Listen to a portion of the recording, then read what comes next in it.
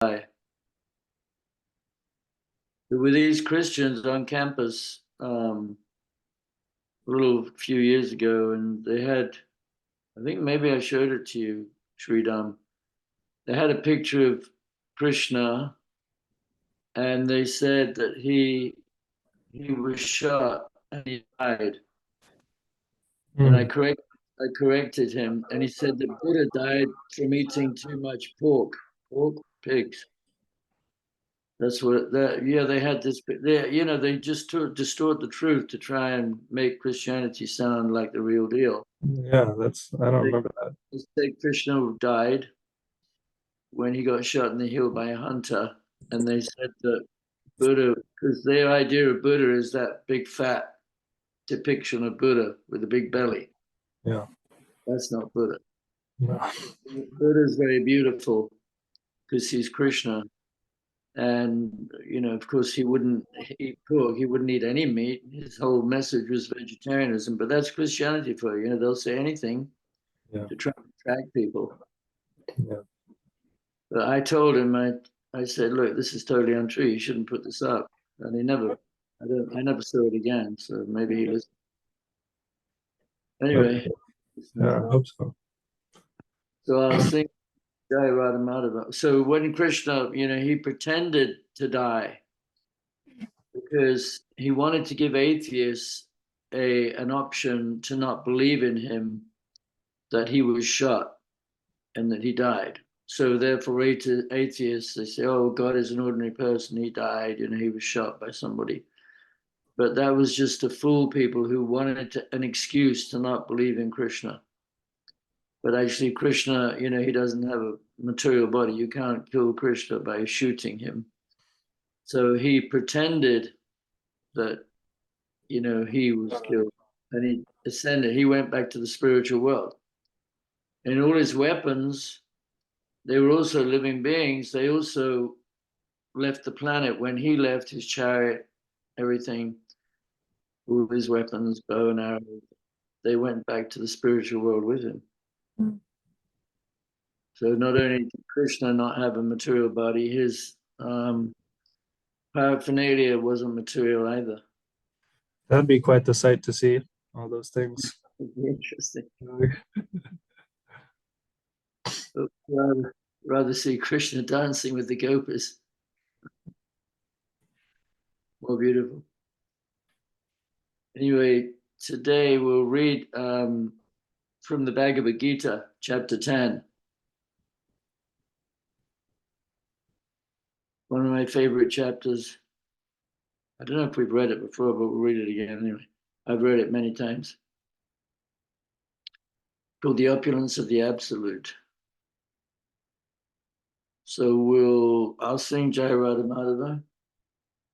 Jai Radha Madhava Kunja Bihari Radha Madhava Kunja Bihari Kapi Janabala Girivardhari Kapi Janabala Girivardhari Yasodanandana Brajatana Ranjana Yasodanandana Brajatana Ranjana Yamunachira Vanachari Yamunachira Vanachari Om Namo Bhagavate Vasudevaya Vasudevaya Om Namo Bhagavate Vasudevaya Om Namo Bhagavate Vasudevaya Om Namo Bhagavate Vasudevaya Om Namo Bhagavate Vasudevaya. Okay, well, let's read this chapter. The Opulence of the Absolute. So we'll take it in turns to read.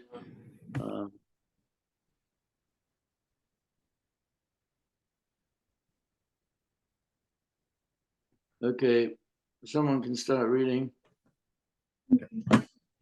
Can I start, Guru Maharaj?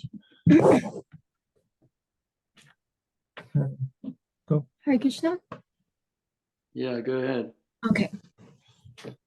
The Supreme Personality of Godhead said, "Listen again, O mighty armed Arjuna. Because you are my dear friend, for your benefit I shall speak to you further, giving knowledge that is better than what I have already explained. Neither the hosts of demigods nor the great sages know my origin or opulences, for in every respect I am the source of the demigods and sages. He who knows me as the unborn, as the beginningless, as the supreme Lord of all the worlds, he only, undiluted among men, is freed from all sins. Intelligence, knowledge, freedom from doubt and delusion, forgiveness, truthfulness, control of the senses, control of the mind, happiness and distress, birth, death, fear, fearlessness, nonviolence, equanimity, satisfaction, austerity, charity, fame and infamy, are all these various qualities of living beings are created by me alone. The 7 great sages, and before them the 4 other great sages and the Manus, progenitors of mankind, come from me, born from my mind, and all the living beings populating the various planets descended from them. One who is factually convinced of this opulence and mystic power of mine engages in unalloyed devotional service. Of this there is no doubt. I am the source of all spiritual and material worlds. Everything emanates from me. The wise who perfectly know this engage in my devotional service and worship me with all their hearts. So these verses 8, 9, and 10, and 11, and 12 and 13, they're all verses that Srila Prabhupada quoted a lot. They're all important verses. So if you can try to learn some of these verses, 8, 9, 10, 11, and 12. Anyway, just saying. Okay, keep going. The thoughts of my pure devotees dwell in me. Their lives are fully devoted to my service, and they derive great satisfaction and bliss from always enlightening one another and conversing about me. To those who are constantly devoted to serving me with love, I give the understanding by which they can come to me. Someone else? To show them special mercy, I, dwelling in their hearts, destroy with the shining lamp of knowledge the darkness born of ignorance. Arjuna said, "You are the Supreme Personality of Godhead, the ultimate abode, the purest, the absolute truth. You are the eternal, transcendental, original person, the unborn, the greatest. All the great sages such as Narada, Sita, Devala, and Vyas confirm this truth about you. And now you yourself are declaring it to me. O Krishna, I totally accept as truth all that you have told me. Neither the demigods nor the demons, O Lord, can understand your personality. Indeed, you alone know yourself by your own internal potency. O Supreme Person, origin of all, Lord of all beings, God of gods, Lord of the universe. Please tell me in detail of your divine opulences by which you pervade all these worlds. O Krishna, O Supreme Mystic, how shall I constantly think of you, and how shall I know you? In what various forms are you to be remembered, O Supreme Personality of Godhead? O Janardhan, again, please describe in detail the mystic power of your opulences. I am never satiated in hearing about you, for the more I hear, the more I want to taste the nectar of your words. The Supreme Personality of Godhead said, "Yes, I will tell you of my splendorous manifestations, but only of those which are prominent, O Arjuna, for my opulence is limitless. I am the Supersoul, O Arjuna, seated in the hearts of all living entities. I am the beginning, the middle, and the end of all beings." Hare Krishna. Of the Adityas, I am Vishnu. Of light, I am the radiant sun. Of the Maruts, I am Marishi. And among the stars, I am the moon. Of the Vedas, I am Samveda. Of the demigods, I am Indra, the king of heaven. Of the senses, I am the mind. And in living beings, I am the living force, consciousness. Of all the Rudras, I am Lord Shiva. Of the Yakshas and Rakshasas, I am the Lord of wealth, Kuber. Of the Vashus, I am the fire, Agni. And of the mountains, I am Meru. O priest, O Arjun, now me to be the chief Brihaspati. Of generals, I am Kartikeya, and of bodies of water, I am the ocean. Of the great sages, I am Bhriguru. Of vibration, I am the transcendental Om. Of sacrifices, I am the chanting of the holy names, Japa. And of immovable things, I am the Himalayas. Of all trees, I am the banyan tree. And of the sages amongst the demigods, I am Narad. Of the Gandharvas, I am Chitraratha. And among perfected beings, I am the sage Kapil.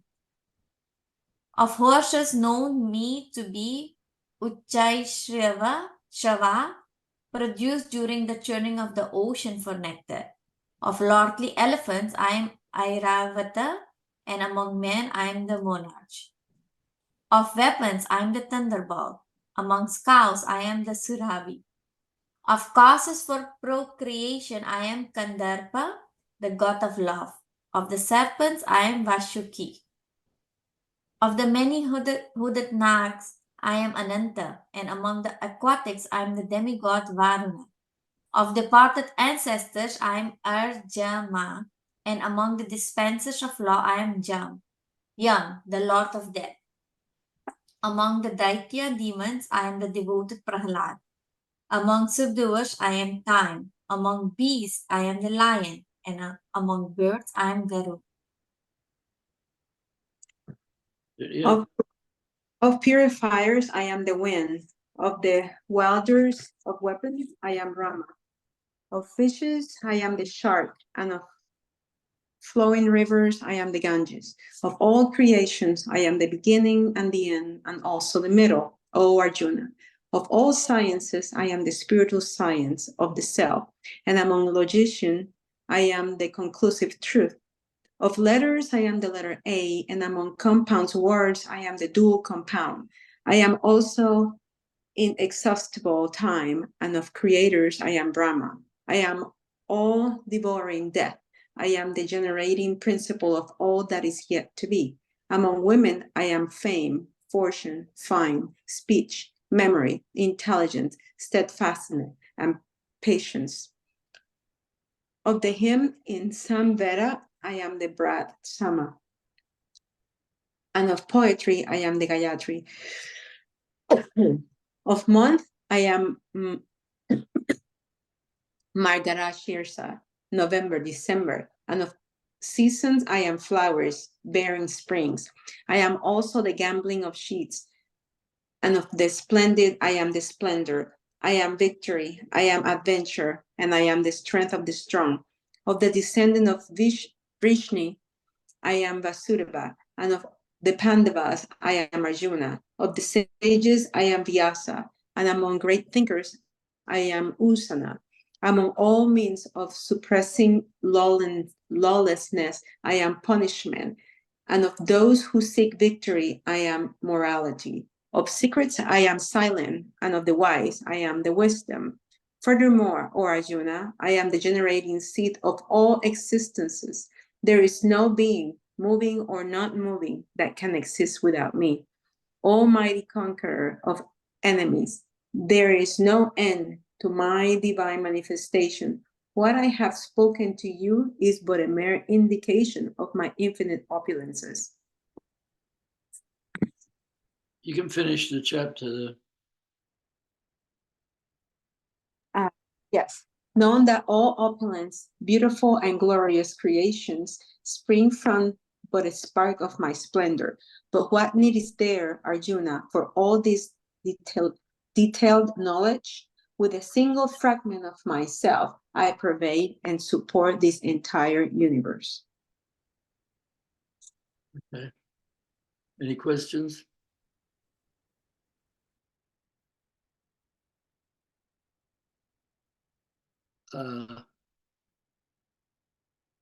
There's a verse, how's it go? Mata Parataramnanya. Mata, maybe you can look it up. Mata Parataramnanya. Mata Parataramnanya. Maybe I can find it. Says, as pearls strung on a thread, Everything rests upon me. So, yeah. So everything is coming from Krishna, and Krishna's the cause of all causes. Sarvakarana Karanam. It's chapter 7, verse 7. 7:7. Can you read it out? Sure. Yeah. Mata parataram nanyat kinchid asti dhananjaya. Mai sarvam idam protam sutre mani gana iva. Yeah.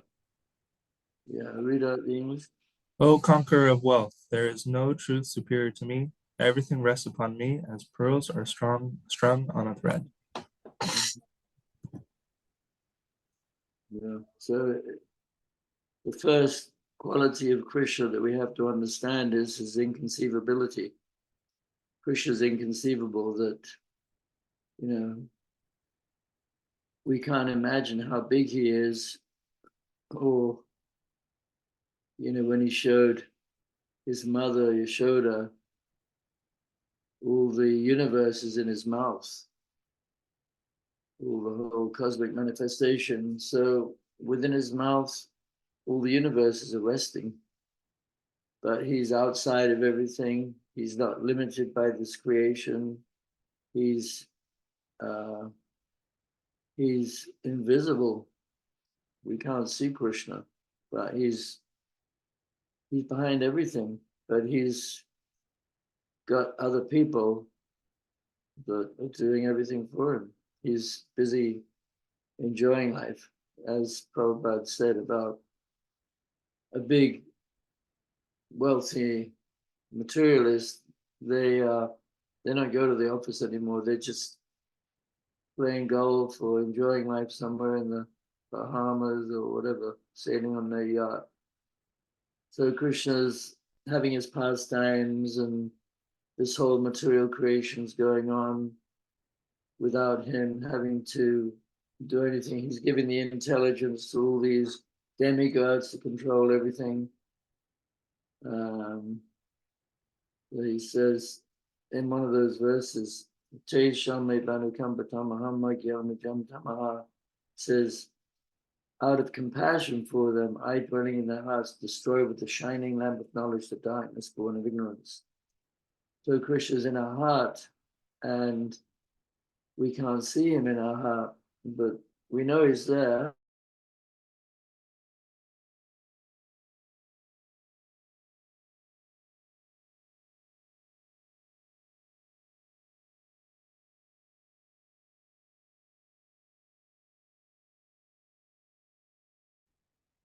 You know, Krishna's compassionate to us, and he's enlightening us. So we also have to be compassionate. That's the way we reciprocate.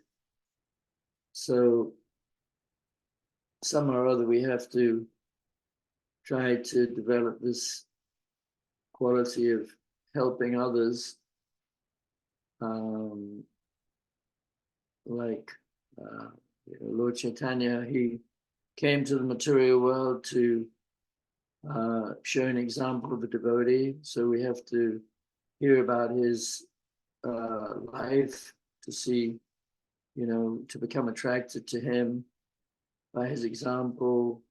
So Krishna came to the material world to have his pastimes, to show everybody how beautiful God is, how wonderful he is, what wonderful things he does, everything else.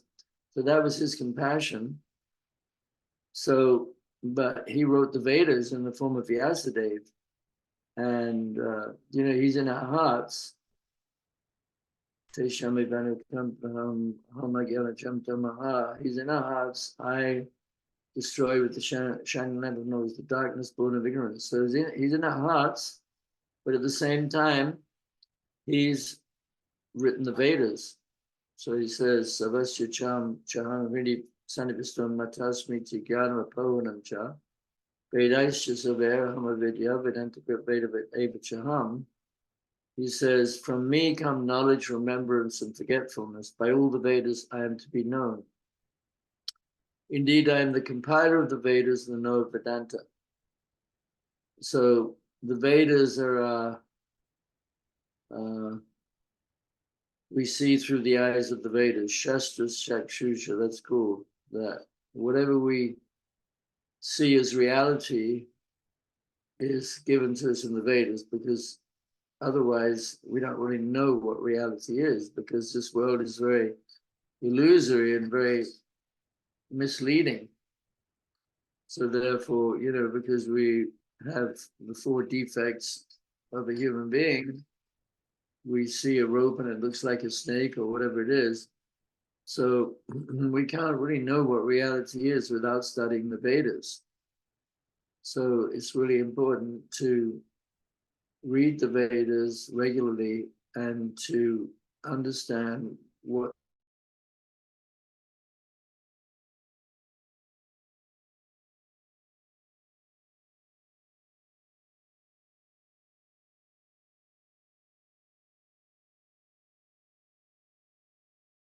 he had the Bhagavad Gita in his hand, and he was crying tears, tears of love.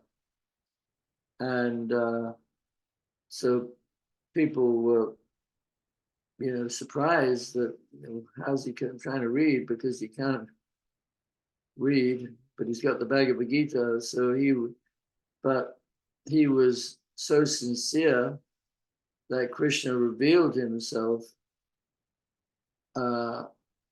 in the Bhagavad Gita, even though he couldn't read it, because he was compassionate.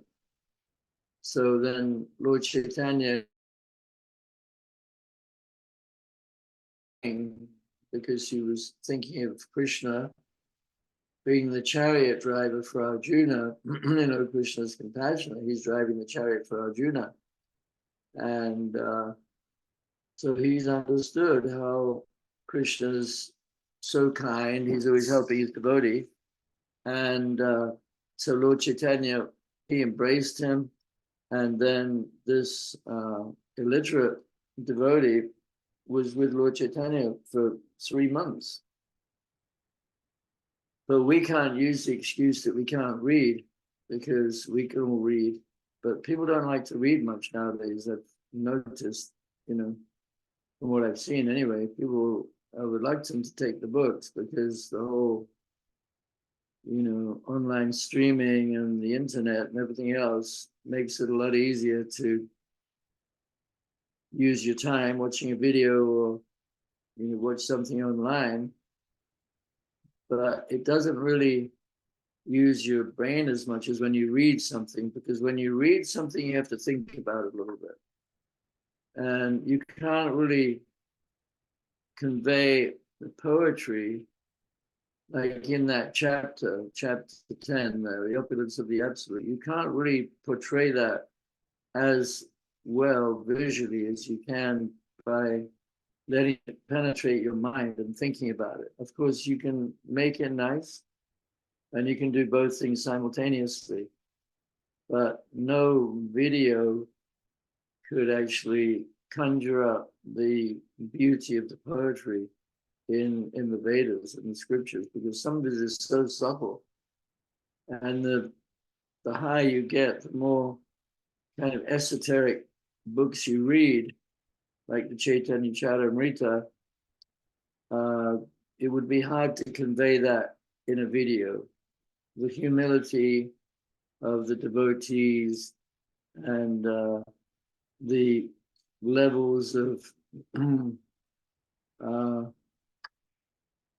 sort of depth of love of the gopis is hard to portray, or hard to appreciate in a poetic way without reading it. So we have to read, and the Vedas are Krishna's compassion upon us. So, we not only chant, because when we chant, we get enlightened, because chanting Hare Krishna, Krishna's in his name. So when we chant Krishna's name, Krishna's present, and Krishna enlightens us by chanting. We can't really necessarily understand that, But we do find that as we chant more and more, as we've been around more and more, we get more and more knowledge. Because faith alone is not enough to actually attract us to Krishna. And that's, with other religions, they don't have enough knowledge.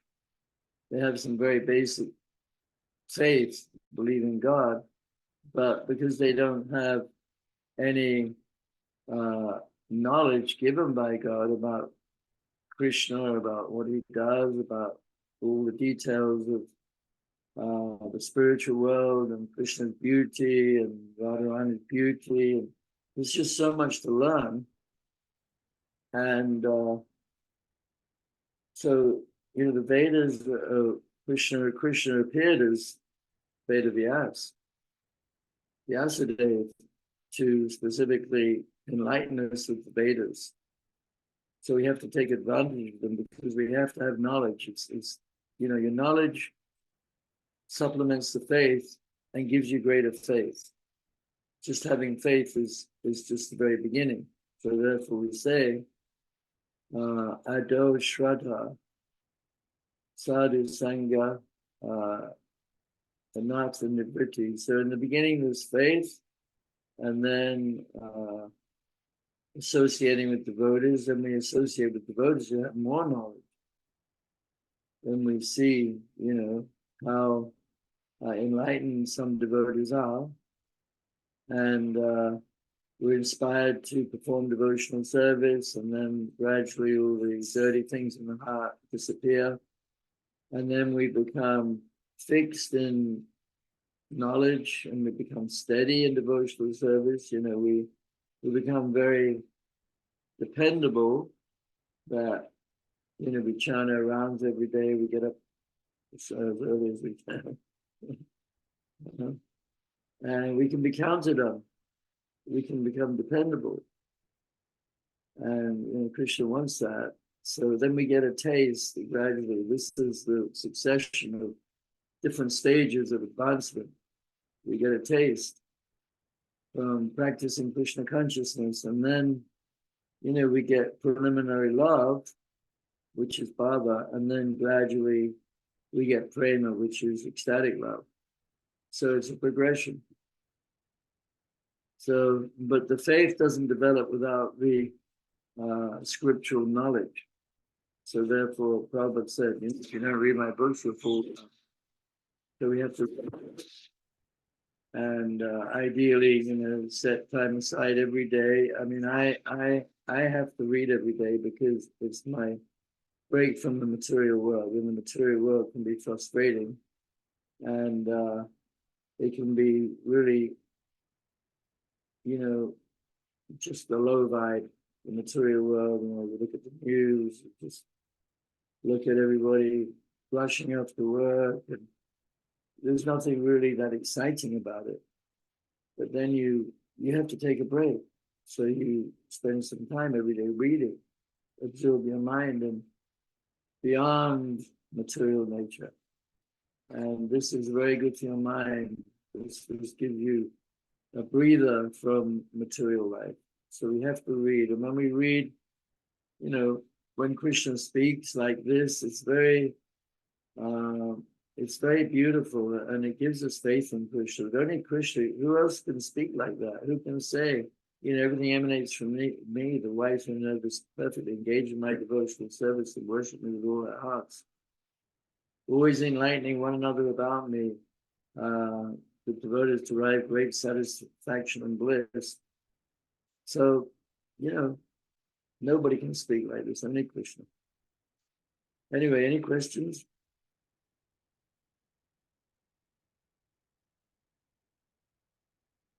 Otherwise, we can read, I was thinking of reading the 11th canto, which is similar to that, but this is a little different.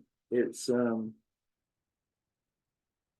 11th canto, it's also called The Lord's Opulence. I'll find the chapter right now.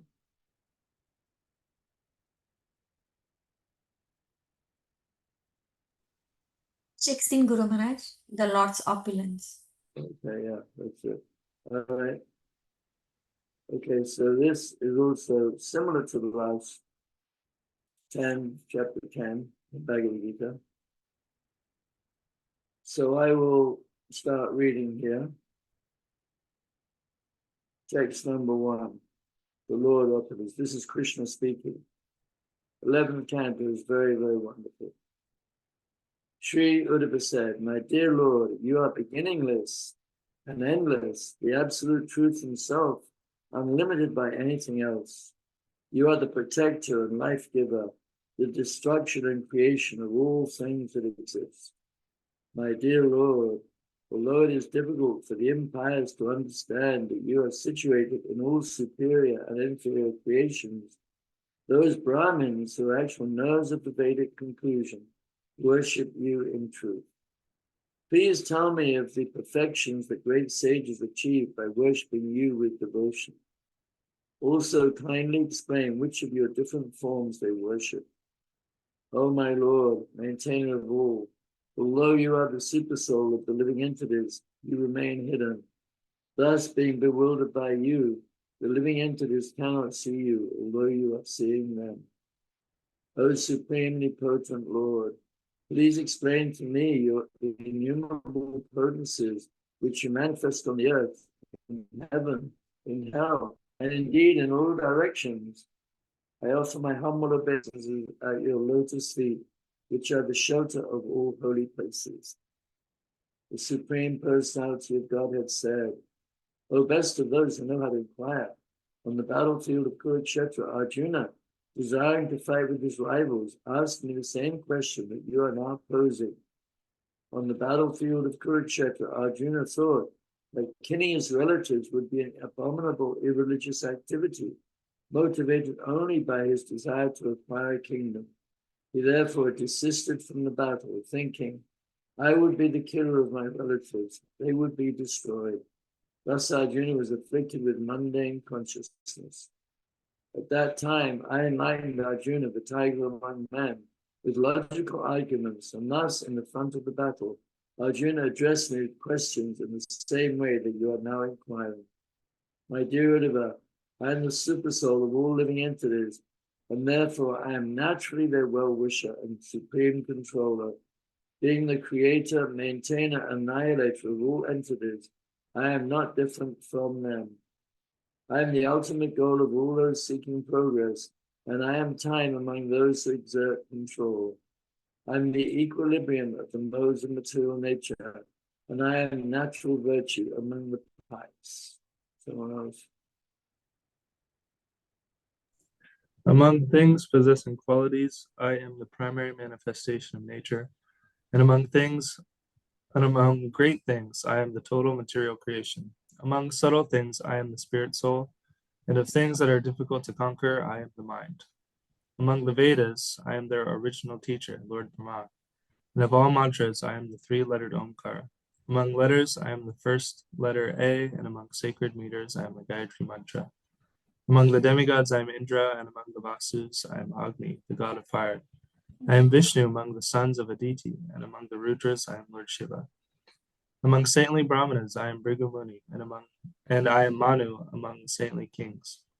I am Narada Muni among saintly demigods, and I am Kamadhenu among cows.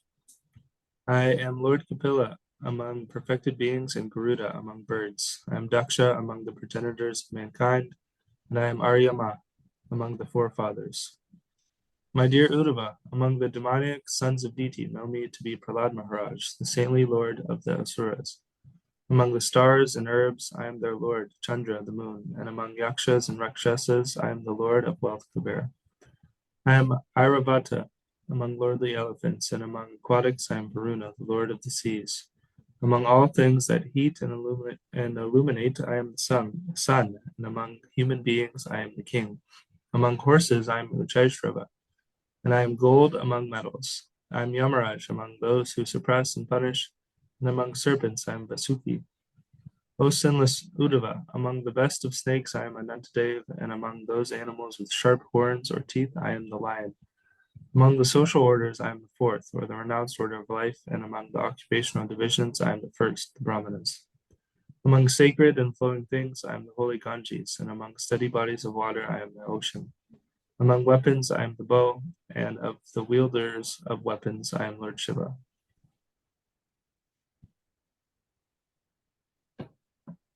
Somebody else? Good, I'm right there. You Among residences, I am the Meru, and of impervious places, I am the Himalayas. Among trees, I am the holy fig tree, and among plants, I am those that bear grains. Among priests, I am Vasishtha Muni, and among those highly situated in Vedic culture, I am Brihaspati. I am Kartikeya among great military leaders, and among those advancing in superior ways of life, I am the great personality, Lord Brahma. Among sacrifices, I am study of the Veda, and I am non-violence amongst vows. Among all things that purify, I am the wind, fire, the sun, water, and speech.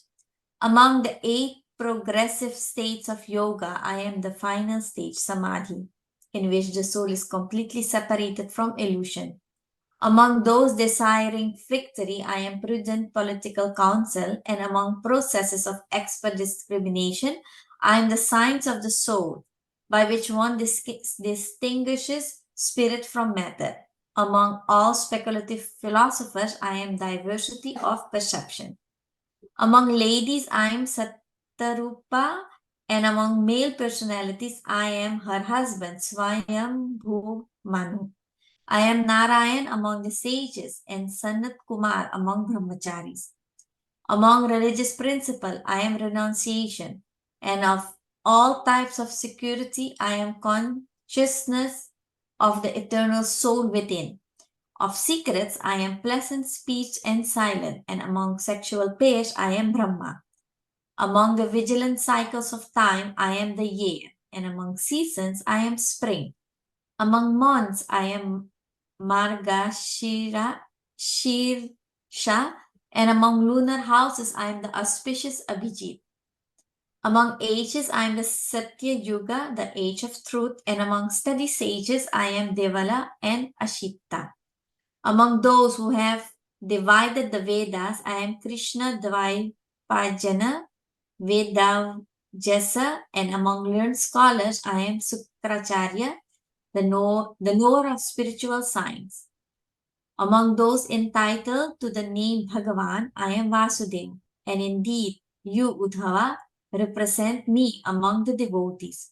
I am Hanuman among the Kim Purushas, and among the Vidyadharas, I am Sudarshan. Among jewels, I am the ruby, and among beautiful things, I am the lotus cup. Among all types of grass, I am the sacred kush, and of ablations, I am ghee and other ingredients obtained from the cow.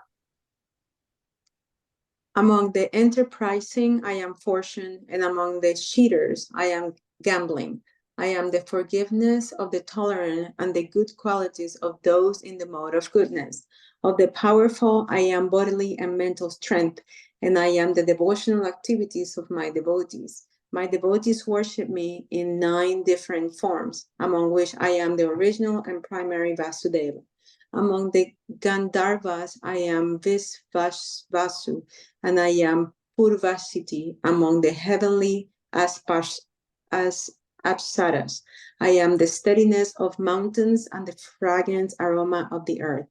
I am the sweet taste of water, and among brilliant things, I am the sun. I am the effulgence of the sun, moon, and stars. I am the transcendental sounds that vibrates in the sky. Among those dedicated to Brahminical culture, I am Bali Maharaj, the son of Viroshana, and I am Arjuna among heroes. Indeed, I am the creation, maintenance, and annihilation of all living entities. I am the functions of the 5 working senses, the legs, speech, anus, hands, and the sex organs, as well as those of the 5 knowledge-acquiring senses, touch, sight, taste, hearing, and smell. I am also the potency by which each of the senses experiences its particular sense object. I am form, taste, aroma, touch, and sound. False ego, the Mahat Tattva, earth, water, fire, air, and sky, the living entity, material nature, the mode of goodness, passion, and ignorance, and the transcendental Lord. All these items, along with knowledge of their individual symptoms and the steady conviction that result from this knowledge, represent me. As the Supreme Lord, I am the basis of the living entity, of the mode of nature, and of the Mahat Tattva. Thus, I am everything, and nothing whatsoever can exist without me. Even though over a period of time, I might count all the atoms of the universe, I could not count all of my opulences, which I manifest within innumerable universes. Whatever power, beauty, fame, opulence, humility, renunciation, mental pleasure, fortune, strength, tolerance, or spiritual knowledge there may be is simply as expansion of my opulences. I have briefly described to you all my spiritual opulences and also the extraordinary material features of my creation, which are perceived by the mind and defined in different ways according to circumstances. Therefore, control your speaking, subdue the mind, conquer the life air, regulate the senses, and through purified intelligence, bring your rational faculties under control. In this way, you will never again fall into the path of material existence.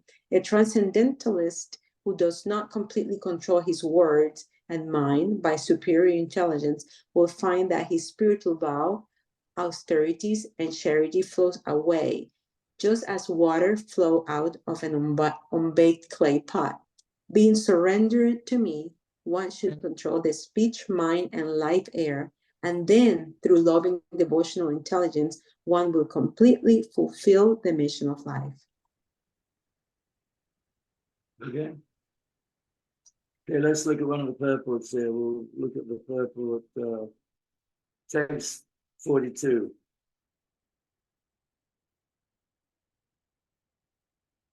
Translation again. Therefore, control your speaking, subdue the mind, conquer the life air, regulate the senses, and through purified intelligence, bring your rational faculties under control. In this way, you will never again fall onto the path of material existence. Purport. One should see all things as expansions of the Supreme Lord's potency. And thus, through speech, mind, and senses, one should offer respect to all things without minimizing any living entity or material object. Since everything belongs to the Lord, everything ultimately should be engaged in the Lord's service with great care. The self-realized devotee tolerates personal insult and does not become envious of any living entity, nor does he see anyone as his enemy. This is practically enlightenment. Although a pure devotee may criticize those who obstruct the Lord's mission, such criticism is never personally motivated, nor is it ever based on enviousness. An advanced devotee of the Lord may chastise his followers or criticize the demoniac, but only to carry out the mission of the Supreme Lord, and never out of personal enmity or enviousness. For one who completely gives up the material concept of life, there is no possibility of entering again onto the path of birth and death. Well, that sounds good news. So yeah, it talks a lot about enviousness here. So envy is a big problem in the material world. I'm sure I mentioned it before, but you know, all the wars that have begun, all started out of envy. Actually, India never really tried to conquer other countries, or you know, they didn't try to force their religion on other cultures. But India was, you know, the culture was attacked, especially by the British. I was hearing today, I was looking at this class by Shruti Kirti, who was Prabhupada's a servant back in the early 70s. So he was saying, he was it him? No, it wasn't him, it was somebody else. It was Jainatai. Jainatai was reading a passage that this one governor of India, is the British governor of India. He was talking about, conquering India. And so he said that he'd never seen anywhere people as moral, and this is in about the 17th century, when the British, they gained control of India. It's amazing. India is such a vast country. The British is such a small country, so few people. But somehow or other, I think India got into worshipping demigods. They lost their power. So they were conquered by the British. And this Lord Macaulay, he was saying how he'd never seen any people as upright and moral and good human being as Indian people. So he was saying that the only way we can conquer them is to destroy their culture, is to destroy their beliefs. So that's what the British did. They dumbed down the Indians, and they gained control of India like that. And so the British, they were very puffed up. The way all those lords and ladies and aristocracy, that they had this very puffed up. And my dear sir, they're very proud. And so, but and that's what the British did. They tried to destroy Indian belief in their culture. They said, oh, they're so foolish. They worship animals. They worship pigs. Half lion, half man. So they were successful, the British. They really had a lot to do with India's becoming a third world country. But like he also said, that he'd never seen anywhere as much wealth as in India. And I was reading about these Indian gold smelters. These people they smelt, which means they refine gold. And there's so much gold in India, even now. And we're talking about tons of gold. And so India was very wealthy. And some of those Maharajas, the kings of the different states and the different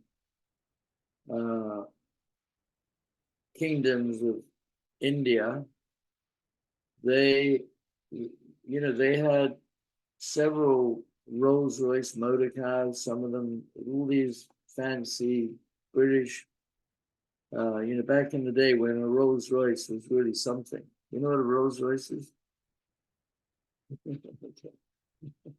They're nothing nowadays. They look like a Jaguar. They don't look anything special. But back in the day, they were amazing cars. And these kings, the Maharajas, they had several of them.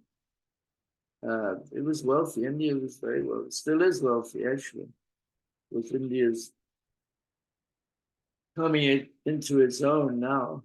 But one devotee was telling me that what he found is a problem in India now is that India's become very nationalistic. Indian people in India, anyway. They're sensing that they're the best people, because actually, most intelligent people. Like we had in Alachua this morning, we had about 30 guests come from Atlanta. And, the way they conduct themselves, they'll sit on the floor, they act very humble, they're very, very different from Western people, very cultured. And, so, but hopefully they won't get proud, but we do hope that India's culture spreads and that the leaders of India, like Narendra Modi, he's the prime minister.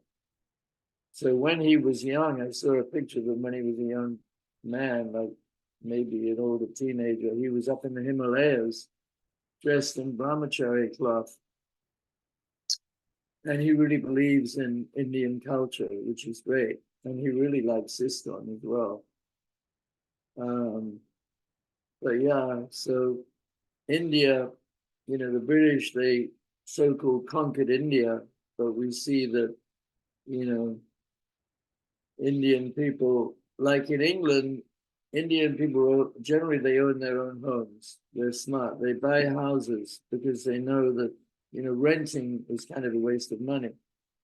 So you need to buy a house. So the Indian people, even though they came from, they were like refugees, a lot of them that came from Africa, from Kenya and Uganda. And so, you know, Indians would go anywhere to make money. So they would go to Africa, they went to Fiji, they went to, you know, Indians are all over the world. Because wherever there are people, there's an opportunity to make money. And it's harder in India because Indians are smarter. It's not so easy to make money in India because people, you know, they're not as gullible. So they have to go all over the world to make money. And, you know, America's an easy pick. Easy to make money in America. There's a lot of money in America. So, anyway, the Indians, you know, they came, a lot of them in Britain, because there are a lot of Indians in England, and they came from East Africa because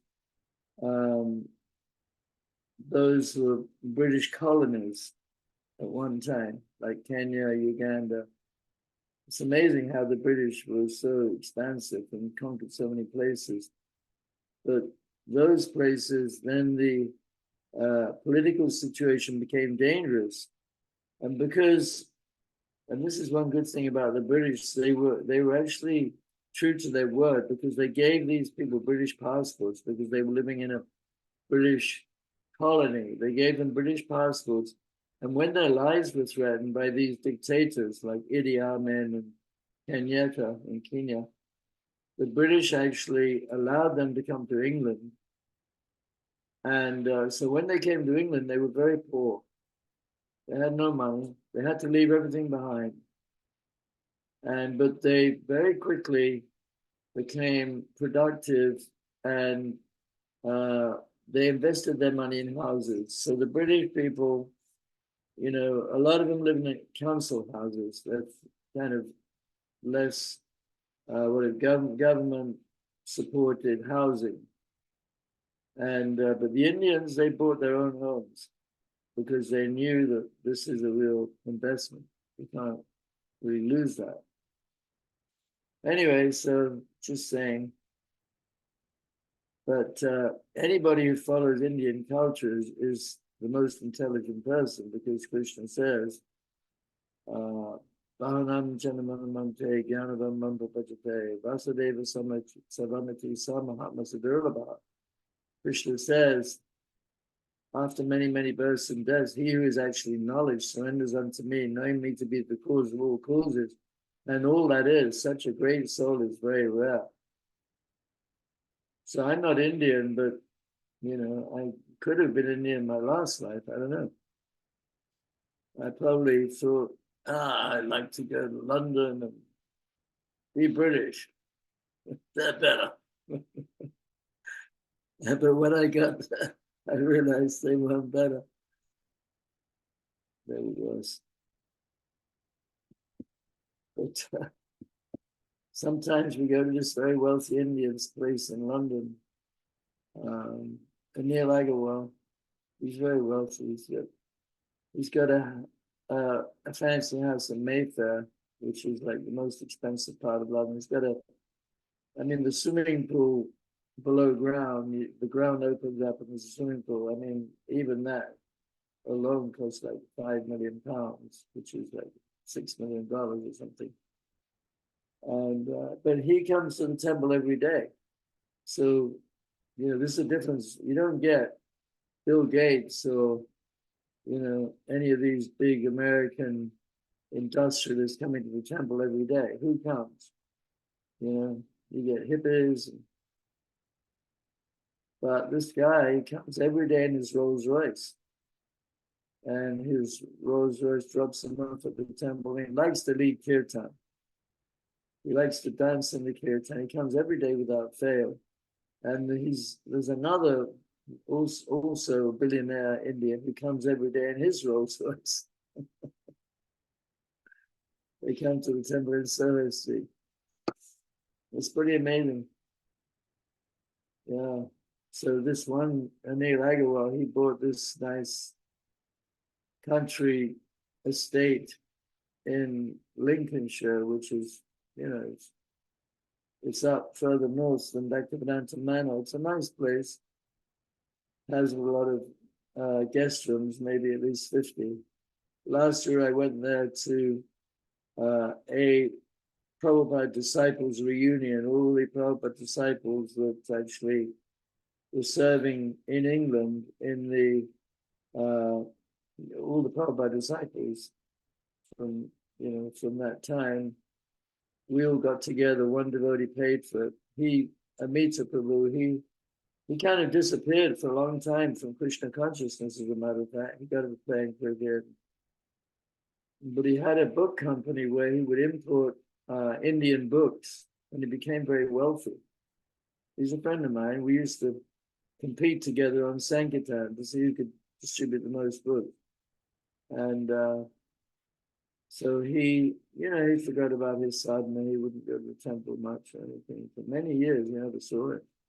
But all of a sudden, he rebounds and he has a lot of money. So he paid for all the devotees to go to this reunion that was last summer. Must have cost quite a bit of money. Now he's doing it for all the second generation disciples who were around it, in England, but who a lot of them, they had more than one guru because their gurus fell down. They had problems because they were kind of guinea pigs, the original gurus. They had problems, so some of them left. But he's trying to pick them up, but they didn't all leave. All these disciples, a lot of them stuck with it. They weren't bewildered at all by the gurus leaving. But he's having a reunion for all them. Anyway, any questions? Hare Krishna Guru Maharaj. Yes, I have one. Which one? Hare Krishna Guru Maharaj, do you hear me? Yeah, I can hear you. Oh, yes. No, I would like you to elaborate on something. So, I received like a text from my mother. It's from Srila Prabhupada, a letter of July 20, 1971. And he's saying in that letter, you will be surprised to know that Krishna is realized through tongue, not through eyes. Through sound? Tongue. Yes. Tongue. Not, yes, tongue. Not through ears and eyes. Of course, after tongue, the other senses follow. Tongue is the chief. So we have to control the tongue. How to control? Chant Hare Krishna and taste Krishna Prasadam. And I was a little bit, it made me think the whole day, actually. Like when Srila Prabhupada said you can realize Krishna through tongue. Right. Well, so what are you asking? What are you asking me? No, I would like you to explain a little bit about this. So just chanting and eating, basically, which is very nice, but Yeah. but it seems also a little bit too simple. Yeah, well, it is simple. It's simple for the simple. I would say simple for the simple. So, I mean, you could read the Vedas, but if you don't chant, you won't realize the truth in it. So, the chanting gives you the faith and the purity to understand the Vedas. And taking prasadam, because prasadam is touched by Krishna, it's spiritual, so that affects your whole being.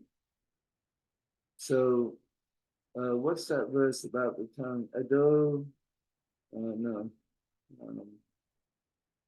Sevam mukhi jivido swayam eva sparakada. Can you look that one up? Sevam mukhi jivido swayam eva sevam mukhi jivido. This is a famous verse. Everybody should know it. I think it's part of the Bhakti Shastri. Sevan mukhi jivido swayam eva sparakada. You find it?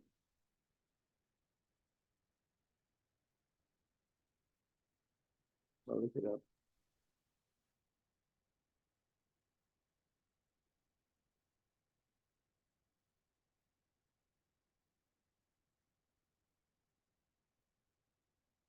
It's a very famous verse.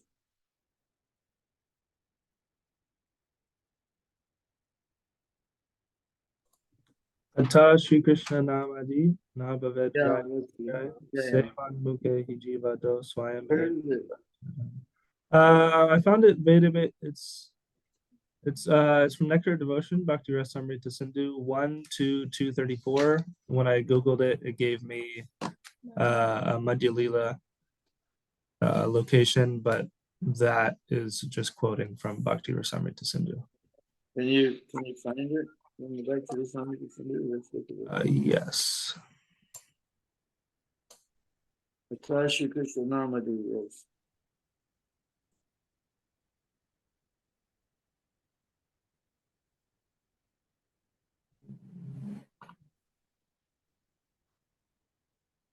Just go to the third devotion.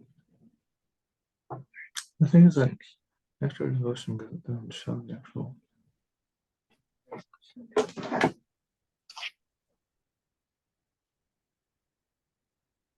Yeah, there's lots of places where he mentioned it. So many. I'll just read some here. He quotes it a lot in initiation lectures. Let's see this. No one can understand the transcendental nature of the Lord, of the name, form, quality, and pastime of Sri Krishna through his materially contaminated senses. Only when one becomes spiritually saturated by transcendental service to the Lord are the transcendental name, form, quality, and pastime of the Lord revealed to him. Well,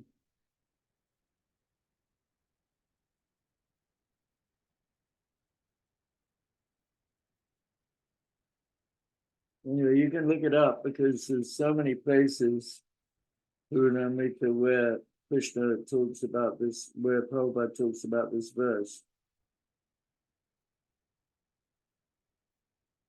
And he says, the authority is like Rupa Goswami. He says that, what shall I chant with one tongue? If I would have millions of tongues, then I could chant a little more. And what shall I hear with 2 ears? So he's aspiring to have millions of ears and trillions of tongues to relish this chanting Hare Krishna. So that is another stage of course, when this chanting will be so melodious that we shall try to have more ears and more time to utilize it.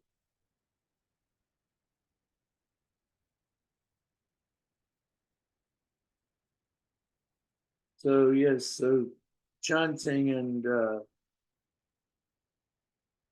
taking prasadam, then Krishna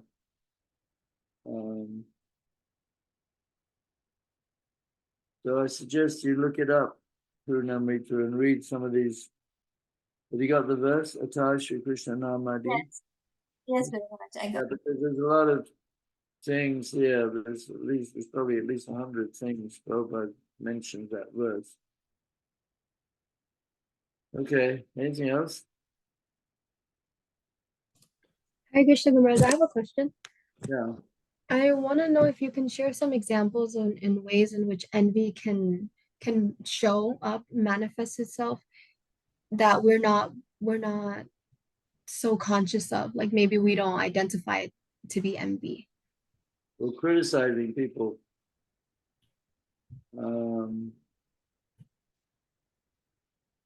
Often, when we're envious of somebody, we criticize them. I mean, we might not think we're envious of somebody, but we find fault, or we just downright think that we see them and they're much more qualified than we are, so we become envious. I mean, it can manifest in many different ways. Or somebody could be a better kirtan leader, some could be, better dressed, or could be a great better lecturer or something. Or you could even be envious of non-devotees. You could be envious of the swimming pool or the wells or whatever. There's lots of ways you can be envious. Right. Okay. So in the Srimad Bhagavatam, there's a verse which says that when one is not disturbed by the opulence of others, because sometimes you might see somebody who's very wealthy and you get very disturbed. Oh, I wished I had all that money. Or I wished I had a beautiful wife like that, or whatever, a nice house like that. So, those things are pretty obvious, but sometimes we're envious of a devotee who may be more advanced, and it comes out when we criticize people. We don't hear from them because, when we hear from them because they are more advanced, then we become disturbed because, we don't want to see somebody as being more advanced than we are. So we have to control our envy and be satisfied with who we are. That's, because basically you get what you deserve. Is that an answer or not? Yes, Kamaraj. Thank you. You shouldn't be envious because, it's very painful when you're envious of somebody. You can't feel good about yourself and your mind is disturbed. So, we have to give credit to people for whatever opulences Krishna has given them. Somebody, may be more advanced, and but that's just we don't want to be envious of everybody. And it also says, especially being envious of the guru, like we could be envious of Srila Prabhupada, like maybe some devotees may have been envious of him because he was very advanced and people gave him things and they gave a lot of respect and a lot of worship. So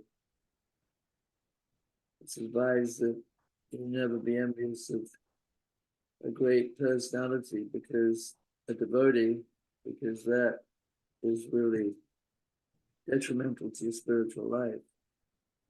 Even if you're envious of ordinary people, but there's nothing to be envious of really, because they're just riding on some good karma, which is temporary. Okay. Anything else? I'm going to go to the temple. I have a quick one. Hopefully, Okay. I was just wondering, in those chapters we read in the Opulences, Krishna lists himself as Sukracharya of those who know spiritual knowledge. Yeah. And I was wondering, isn't Sukracharya the guru of the demons? Yeah, but he's intelligent. Hmm. Like he knew when Vamanadev went to Bali Maharaj to beg from him, he knew that Bali Maharaj was going to be cheated by Vamanadev. So Yeah. he warned him. And then if you read that chapter, I think he gives some instructions about you know, how he's going to be treated. There's another, I can't remember the whole conversation, but it's there somewhere. And then there's another instance of Shukracharya, his daughter Devayani, in the story of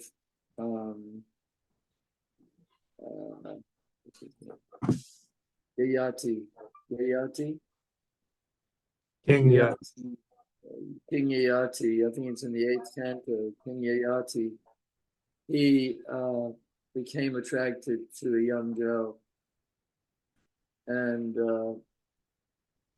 her father was Shukracharya, as far as I remember. Anyway, you can look it up. It always just confused me because I remember that, yeah, he told Bali Maharaj to basically not surrender to Krishna in the form of Vamanadeva. And so I always wondered, why is he the spiritual authority if he's giving materially motivated Right. But advice? he knows the scriptures. Yeah. If you read, Yeah, that just always confused me because I would have thought that, you know, the essence of the Vedas is to surrender to Krishna. And so him, right, I don't know, it just has always perplexed me why he is the one listed there. yeah, you'll have to ask Krishna. Maybe he likes him. I don't You know. have to look it up and see what he says exactly. Yeah. Okay. Thank you. I'm sure he's very intelligent, Yeah. but without reading the verses, I couldn't really. Yeah. Read it and see what it says. We'll do some research. Okay. Does he, being the guru of the demons, does he actually, like, what kind of guidance does he give them? Because they're clearly against Krishna, against the demigods in general. I mean, Bali Maharaj and Prahlad Maharaj are exceptions, but Good question.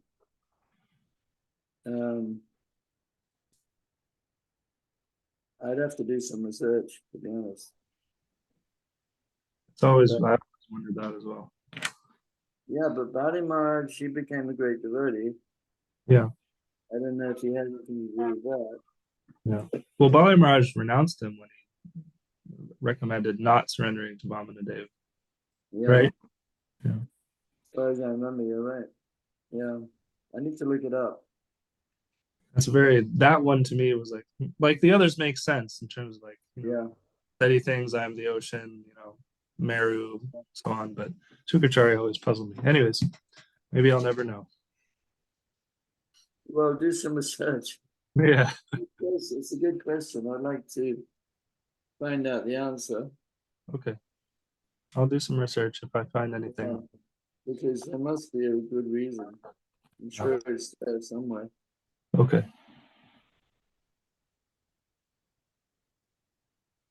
Yeah, but I mean, the demons are pretty powerful, you know. They defeated the demigods. Yeah. And so sometimes Indra, he does the wrong thing. And so, he needs to be defeated. So the demons, they're very powerful. And, being the guru of the demons is a very big post. But as to why Krishna would say that, I asked Shiva Ramaraj. He said, ask SRS. Okay. Yeah. That's a good thing to ask them. Yeah. That's good. Okay. That sounds good. I'll do that. Okay, Hare Krishna. Hare Krishna. Thank you so much, Kimraj. All right, keep I will. well. Hare Krishna. Guru. Hare Krishna, everyone. Wow. Hare Krishna. Have a good day, everyone. I will. Hare Krishna. Nice to see you, Izzy.